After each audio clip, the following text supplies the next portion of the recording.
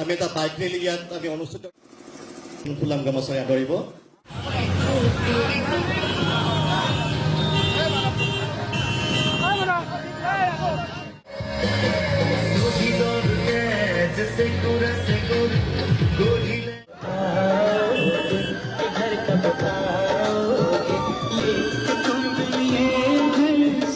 কাৰ্যসূচী লৈছে।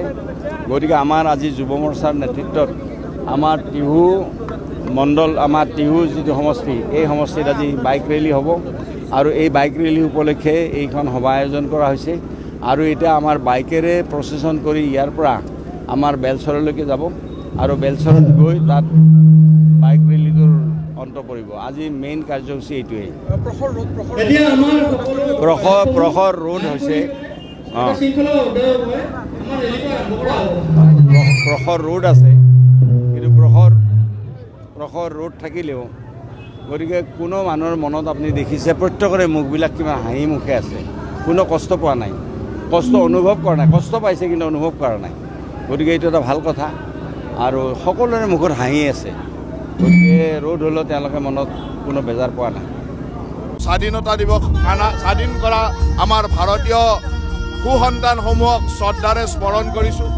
আমাৰ তিৰংগা জাতীয় পতাকাৰ মান বৃদ্ধি কৰিবৰ কাৰণে বিশ্বত আমাৰ তিৰংগা চাৰিওফালে লহৰ দিবৰ কাৰণে আমি আজি ইয়াত সংকল্পবদ্ধ হৈছোঁ আৰু তিৰংগাৰ মান বৃদ্ধি কৰাই আমাৰ সকলো ভাৰতীয়ৰ লক্ষ্য। আৰু মই ভাবোঁ এই তিৰংগা যাত্ৰাই প্ৰতিজন ভাৰতীয়ক গৌৰৱান্বিত কৰিব আৰু নলবাৰীবাসী নিজকে ভাৰতীয় বুলি গৌৰৱবোধ কৰে আৰু ভাৰতীয় হিচাপে ৰাষ্ট্ৰৰ প্ৰতি সমৰ্পিতভাৱে কাম কৰিবৰ কাৰণে আজিৰ দিনটোতে আৰু এবাৰ সংকল্প ল'ব। আমি ইয়াৰ পৰা মুকুন্দ অকন্তি বাছ ষ্টেণ্ডলৈকে আমি বাইক ৰেলী কৰি যাম, কিন্তু ইয়াতে আমি স্বাধীনতা দিৱসৰ কাৰ্যসূচী, সংগীতানুষ্ঠান বা তিৰংগাৰ ওপৰত বিভিন্ন ধৰণৰ কাৰ্যসূচী ইয়াতে পালন কৰিম আৰু ইয়াৰ পৰা মুকুন্দ অকন্তি বাছ ষ্টেণ্ডলৈকে আমি বাইক ৰেলী কৰি যাম। সকলোলৈকে এটা আহ্বান যে তিৰংগাৰ সন্মান আমি ৰক্ষা কৰিব লাগে। মোদী ডাঙৰীয়াৰ নেতৃত্বত আজি গোটেই ভাৰতবৰ্ষতে যোৱা কেইবছৰমানৰ পৰা আমি এই তিৰংগা যাত্ৰাৰ কাম কৰি আহিছোঁ আৰু এই তিৰংগাৰ সন্মান আমি সকলোৱে অক্ষুণ্ণ ৰাখিব লাগে।